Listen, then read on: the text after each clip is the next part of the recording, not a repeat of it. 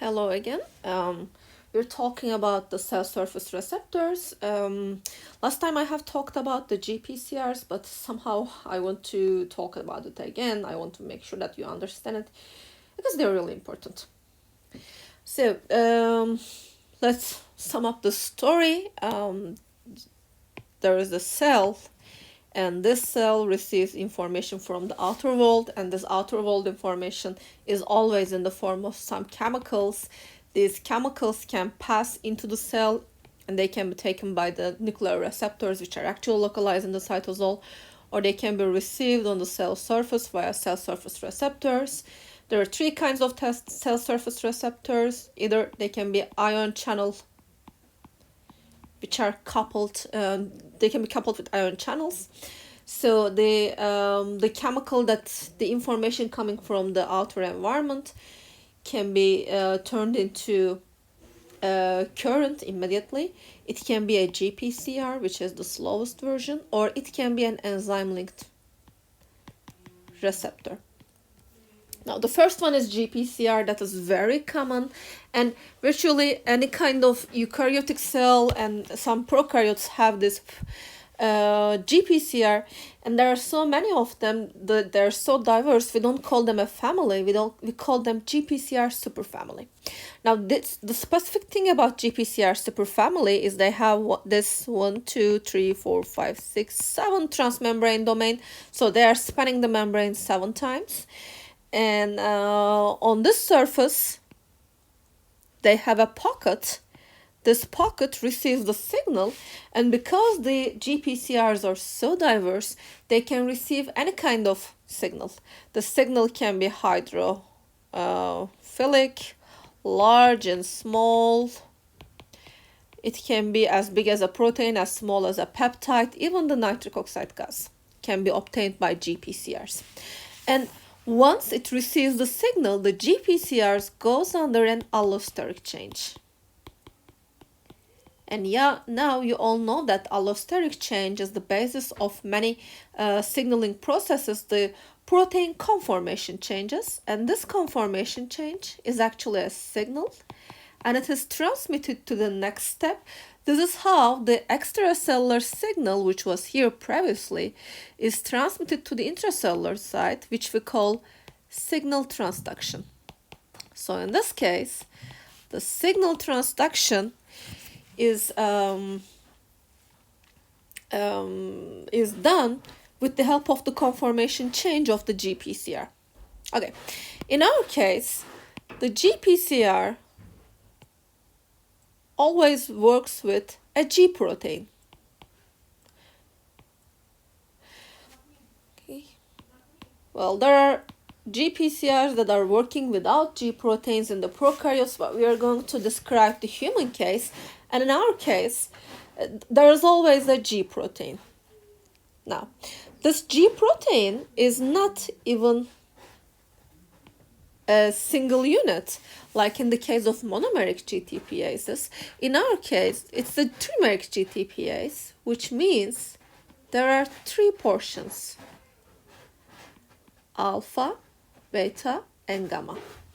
So gamma and alpha, they are membrane tethered, which means although they have no transmembrane domain, because they are added these little lipids post-translationally, they are attached to the membrane and they stay in the membrane. This is why this G protein is always just beneath the membrane.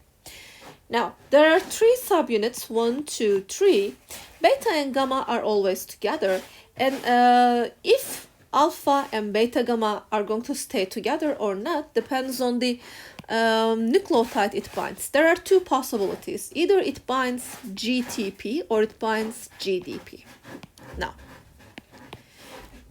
in the case that it binds GDP, say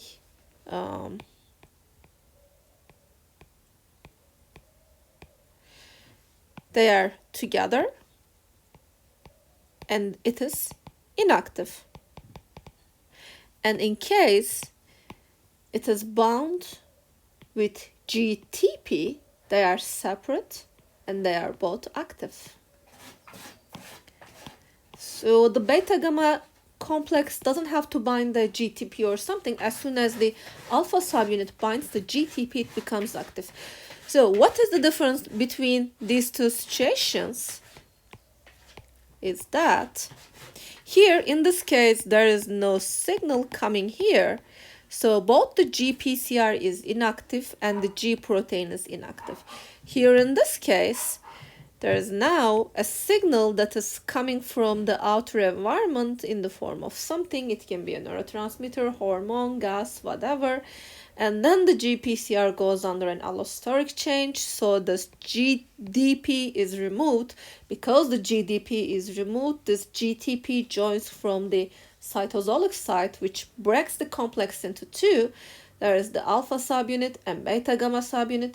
Now they are both active.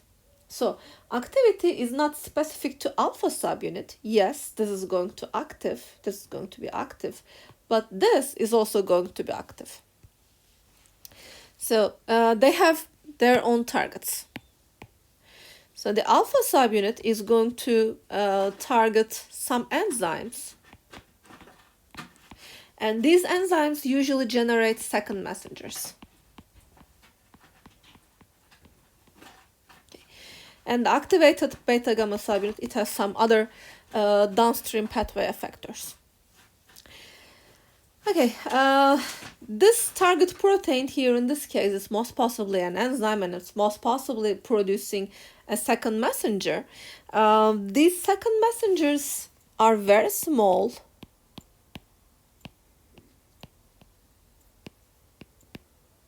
And they are produced in large quantities. And they diffuse. That's the main idea. Think about the GPCR. It's a large protein attached to the membrane. Yes, it moves, but it barely moves. Think about alpha and beta gamma subunits. Yes, they are mobile in this fluid membrane, but they are not that mobile. Anyway, they are attached to the membrane. If we are talking about something in the cytosol, somewhere close to the center, these membrane proteins, how are they going to move there? It's impossible. So you need something that can reach inside the cell. So that is not membrane tethered. Second, because these are large proteins, even if they are not membrane tethered, they cannot diffuse that fast. So if you're going to make a fast signal, if you're going to make a rapid signal, which is going to diffuse all through the cell, you need a second messenger.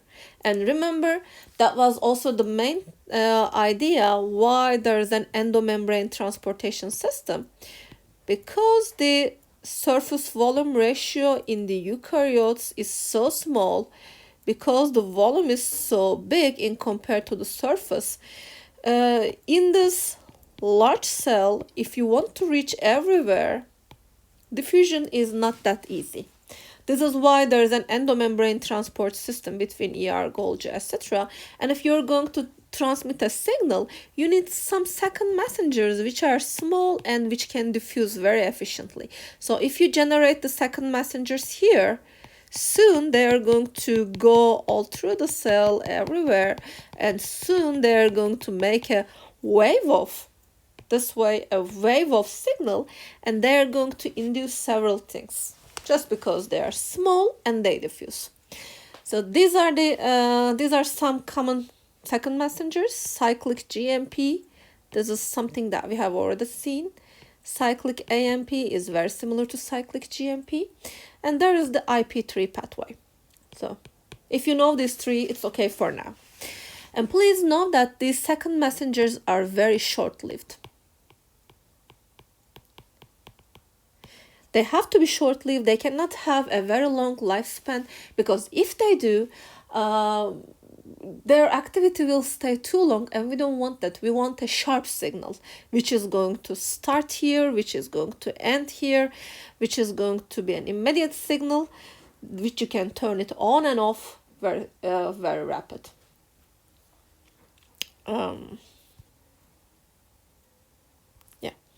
In the case of this, for example, this is an example of second messenger generation. This is ATP, the ATP that you know since the primary school. And the enzyme adenylyl cyclase, like this enzyme, which is membrane tethered and which is activated by the alpha subunit, which is bound to GTP, is activated, and the adenylyl cyclase creates the cyclic AMP. It is called cyclic AMP because it has the cyclic portion. Okay, now this is called the second messenger.